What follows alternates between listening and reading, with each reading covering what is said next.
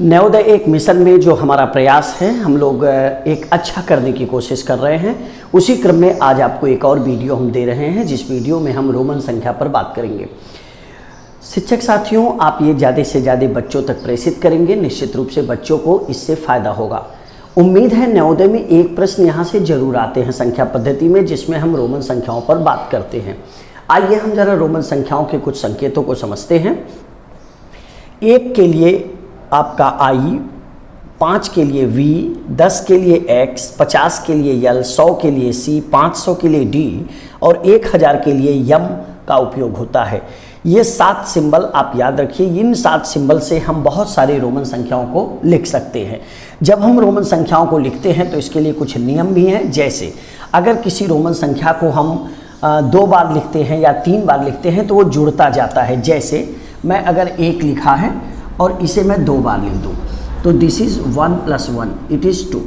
मान लीजिए मैंने x को 3 बार लिख दिया तो ये हो गया 10 धन 10 धन 10, यानी ये 30 हो गया।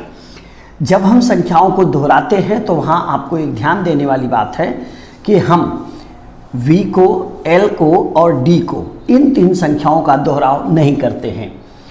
दोहराव के लिए हम 1 को, 10 को, 100 को, इनको यूज करते हैं। जैसे हमें अगर लिखना है उदाहरण के लिए 300, तो 300 को हम C यानी 100 धन 100 और धन 100 हम लिखते हैं।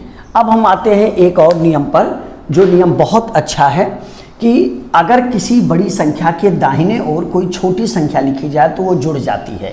जैसे उदाहरण के लिए अगर हमने ये लिखा है 10 और 10 के दाहिनी तरफ हमने लिख दिया 5, तो ये संख्या जुड़ जाएगी। 10 और 5 ये 15 हो जाएगा। अगर मान लीजिए हमने लिखा है 10 और 10 के साथ हमने लिख दिया 1, यानी ये संख्या जुड़ जाएगी। इस तरह से हम ये समझ सकते हैं। मान लीजिए हमने लिखा C और C के बाद हमने लिखा X, यानी ये संख्या भी हमारी जुड़ जाएगी। तो हम ये देख रहे हैं कि हम अगर दाहिने तरफ कोई भी संख्या लिखते हैं तो वह संख्या जुड़ जाती है। अगला नियम है कि अगर हम किसी बड़ी संख्या के बाईं तरफ कोई भी छोटी संख्या लिखते हैं तो वो संख्या घटा दी जाती है। जैसे मान लीजिए ये x लिखा है और x के बाईं तरफ हमने 1 लिख दिया तो ये हो जाएगा, 1 हमने बाईं तरफ लिखा है तो 10 में से 1 घट जाएगा और ये उत्तर हो जाएगा 9। अगर हमने मान लीजिए ये लिखा है C का मतलब आप देख सकते हैं 100 है और इसके बाईं तरफ हमने लिख दिया x, तो ये 100 में से 10 घट जाएगा और उत्तर आ जाएगा 90। जो हम बाईं तरफ लिखते हैं वो हमेशा ध्यान रहे कि छोटी संख्या ही होनी चाहिए। जैसे हम अगर ये सोचें कि हम इसको इधर लिख दें, मतलब x के, चूँकि छोटी ही संख्या है आप घटा सकते हो। अब एक और हम मान लेते हैं, मान लीजिए हमने लिखा x और x के बाएं में हमने लिख दिया सपोज करिए 5, तो कि ये सही है कि गलत है। अब देखिए अगर आपको लग रहा होगा तो 10 में से 5 घट गया, उत्तर 5 आ गया, लेकिन ये गलत है क्योंकि हमने लिखा है कि VLD को हम घटाने या दोहराव की बात में नहीं लाते हैं, इसलिए हम इसको ऐसे नहीं लिखेंगे। अब हम एक और बिंदु पर आते हैं कि बड़ी संख्या के बाईं तरफ जो हमने बता दिया, एक और उदाहरण ले लेते हैं। मान लीजिए हमने लिख लिया D की वैल्यू आप देखते हैं 500 है और हमने लिख दिया C, तो C और D का मतलब हो जाएगा 500 में से 100 कम हो जाएगा, यानी 400। अच्छा, मान लीजिए अब हम दोनों नियमों को मिला देते हैं।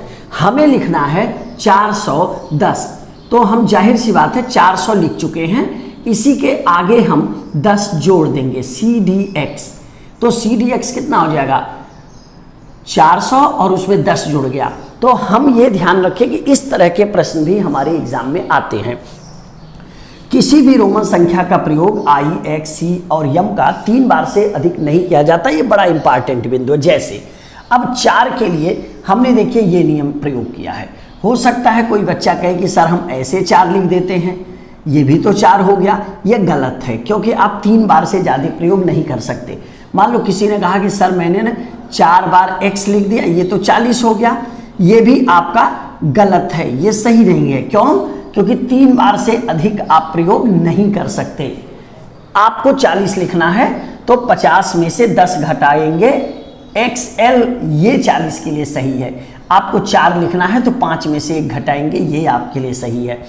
तो इस तरह से आप देख सकते हैं कि हमने आपके सामने कुछ उदाहरण प्रस्तुत किए हैं जिनसे आप रोमन संख्याओं को समझ सकते हैं। एक एग्जाम्पल मैंने लिया है जो नवोदय में और विभिन्न कंपटीशन में आया हुआ है, ये कि यह कितना है, ये कितना है, ये बात। अच्छा, इसकी एक सबसे अच्छी चीज़ होती है कि जब इस तरह के प्रश्न आए तो हम क्या करते हैं। देखिए, आपको हमने यहाँ बताया कि जब किसी संख्या पे बार आ जाता है तो वो 1000 टाइम्स हो जाता है।